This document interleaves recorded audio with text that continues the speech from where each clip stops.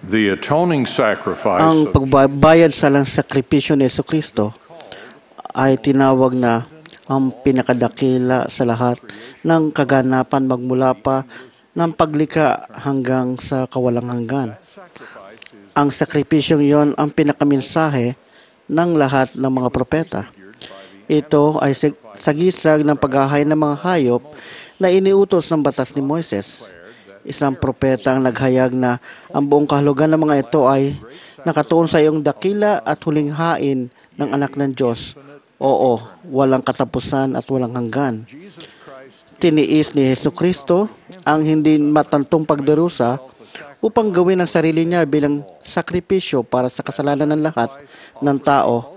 Ang pagsasakripisyong iyon ay nag-alay ng pinakasukdulang kabutihang korderong walang kapintasan para sa pinakasukdulang dami ng kasamaan ang mga kasalanan ng buong sanlibutan. Sa di malimutang salita ni Eliza R. Snow, ibinuhos niya ang sariling dugo, buhay niya ay sinuko upang iligtas ang mundo. Ang sakripisyong yon, ang pagbabayad sala ni Jesucristo ay nasa sentro ng plano ng kaligtasan.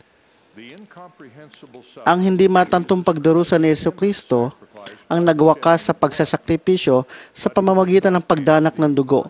Ngunit hindi nito winakasan ang kahalagaan ng pagsasakripisyo sa plano ng Ebanghelyo. Nais natin ng ating tagapagligtas na patuloy tayo mag-alay ng hain.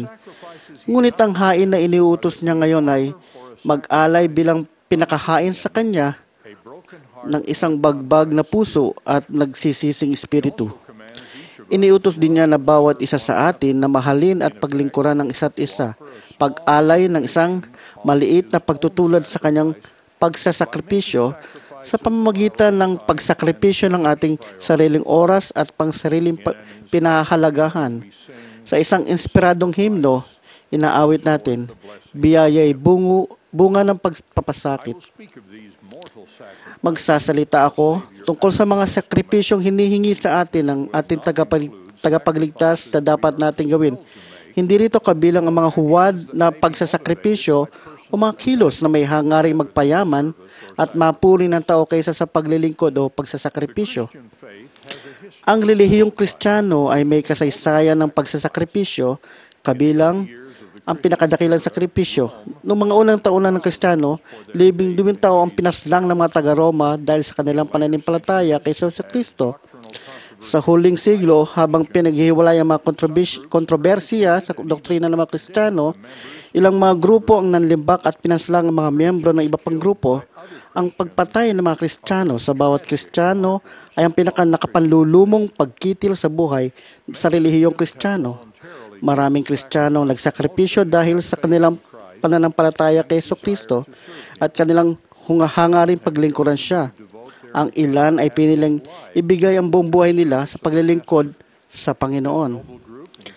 Kabilang sa dakilang grupong ito ay yung mga nasa religious order ng simbahang Katoliko at yaong mga habang buhay na naglingkod bilang mga Kristiyanong misyonero ng relihiyong Protestante. Ang kanilang mga halimbawa ay mapanghamon at nagbibigay inspirasyon. Subalit karamihan sa kanila ay naniniwala kay Kristo ay hindi inaasahan na hindi makapag-uukol sa kanilang buong buhay sa gayong paglilingkod. Sa karamihang tagasunod ni Kristo, ang ating sakripisyo ay kung ano magagawa natin sa ating karaniwan at pang-araw-araw na buhay. Sa gayong halimbawa, wala akong nalalamang kahit anong grupo na ang mga miyembro ay labis ang pagsasakripisyo kaysa sa mga banal sa mga huling araw.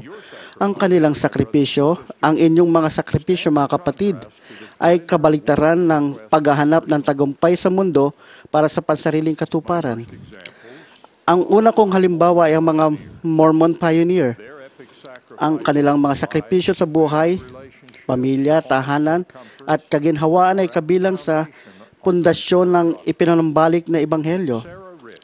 Ikinumanto ni Sarah Rich kung ano nagganyak sa mga pioneer na ito nang inilarawan niya ang kanyang asawang si Charles nung tinawag siyang mag-mission. Tunay na napakahirap ang panahong ito para sa akin at sa asawa ko. Ngunit dahil sa tungkulin, Kailangan naming pansamantalang maghiwalay at dahil alam namin na sinusunod namin ang kalooban ng Panginoon, batid namin na kailangan isang tabi muna ang aming sariling kalooban upang makatulong sa gawain ang tumulong sa pagtatag ng kaharian ng Diyos dito sa lupa. Ngayon, ang pinaka nakikitang lakas ng simbahan ni Jesucristo ng mga banal sa mga huling araw ay ang kusang loob na paglilingkod at sakripisyo ng mga miyembro nito.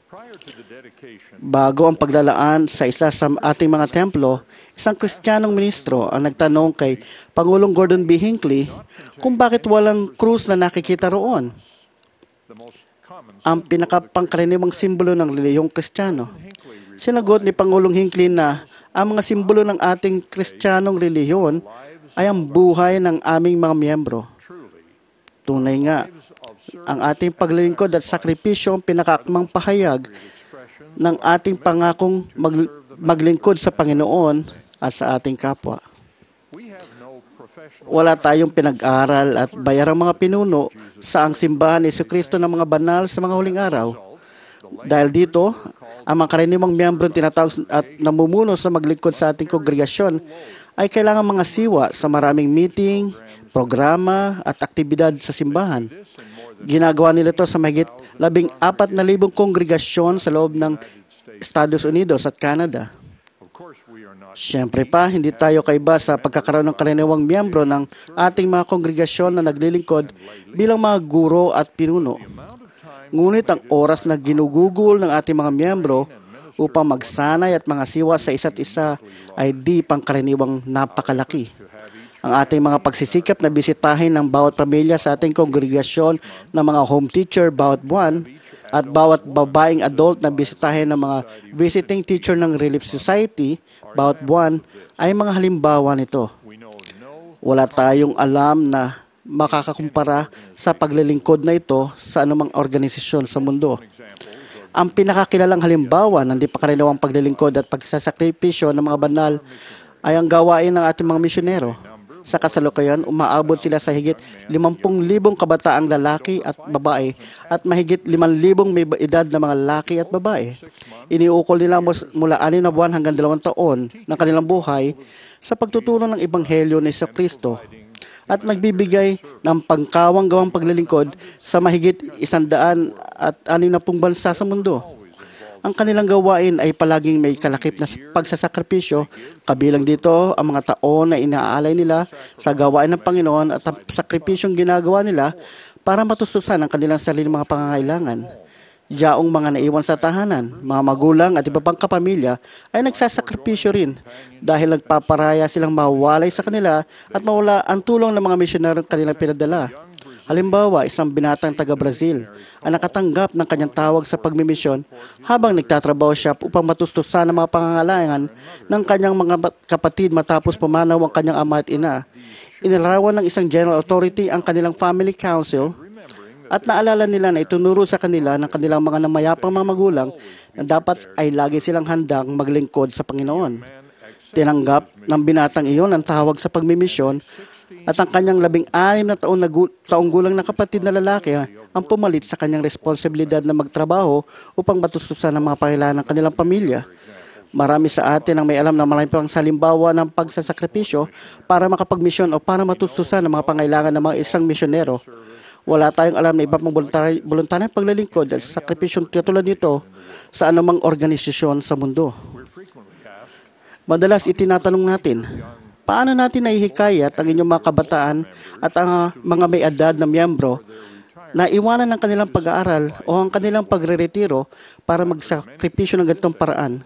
Marami akong naringgan ng ganitong paliwanag dahil alam ko kung anong ginawa ng aking tagapagligtas para sa akin, ang kanyang awa, kaya nagdusa siya para sa aking mga kasalanan at pinagtagumpayan ng kamatayan upang mabuhay ako muli. Kinararangal kong gawin ang maliit na sakripisyong hinihiling sa akin upang maglingkod sa Kanya. Nais kong ibahagi ang kaalamang binigay niya sa akin. Paano namin naihikayat ang ganitong mga tagasunod ni Kristo na maglingkod? Tulad ng ipinaliwanag ng isang propeta, inihilingan lang namin sila. Ang iba pang pagsasakripisyong bunga ng pangmisyoneryong paglilingkod ay ang mga sakripisyo ng mga tumutugon sa mga turo ng mga misyonaryo at nagiging miyembro ng simbahan.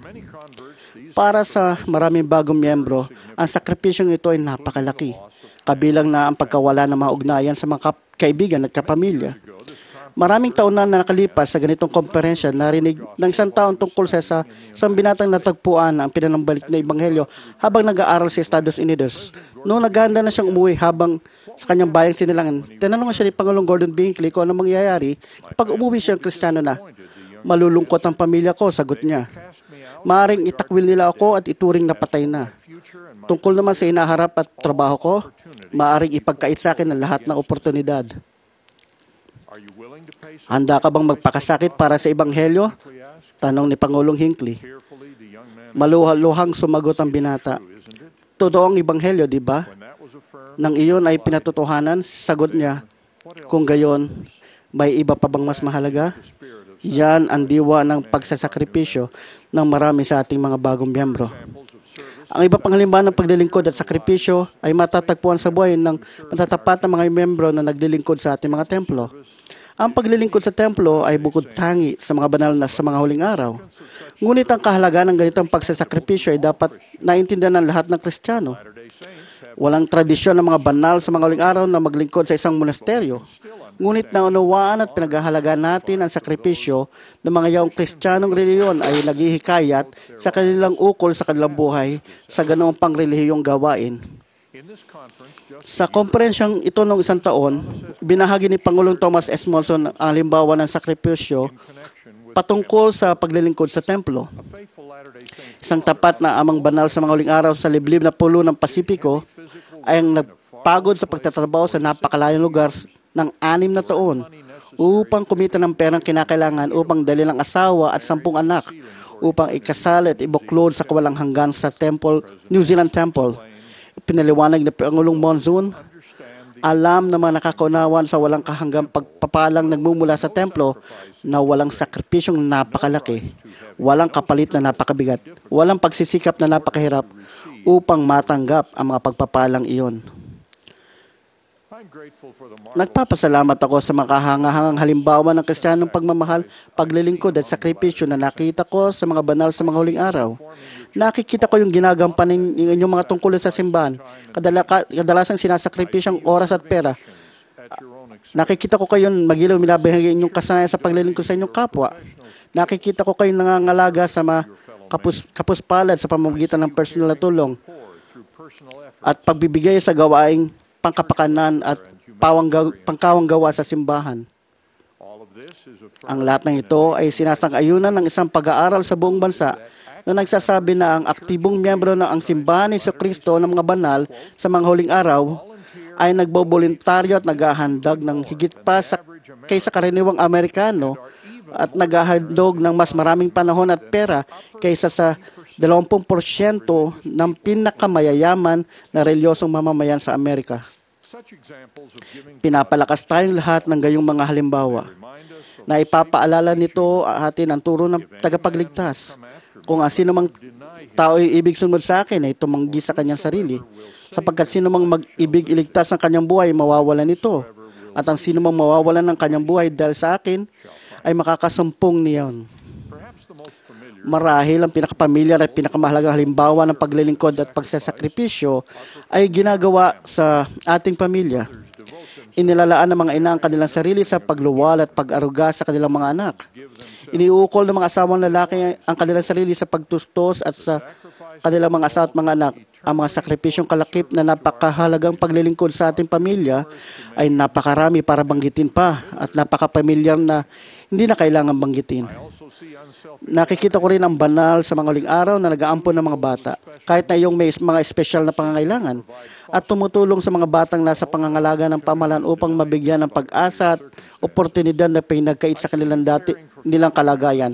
Nakikita ko yung nangangalaga ng mga kapamilya at kapitbahay na nagdurusa dahil sa depekto mula pagkabata, sakit sa katawan at pag-iisip at mga sakit na dala ng pagtanda. Nakikita rin kayo ng Diyos at pinangyari niya na maghayag ang kanyang propeta na sa inyong pagsasakripisyo sa isa't isa at sa inyong mga anak, pagpapalain kayo ng Panginoon. Naniniwala ako na yung mga banal sa huling araw na kusang lang naglilingkod at nagsasakripisyo, sinasamba ang tagapagligtas sa pamamagitan ng pagsunod sa kanyang halimbawa, ay mas kumakapit sa mga walang hanggang pinapahalagaan kaysa anumang grupo ng mga tao. Ang mga banal sa mga huling araw ay kinukonsidera ang kanilang mga pagsasakripisyo ng oras at yaman bilang bahagi nilang pagkatuto at pagiging marapat sa kawalang hanggan.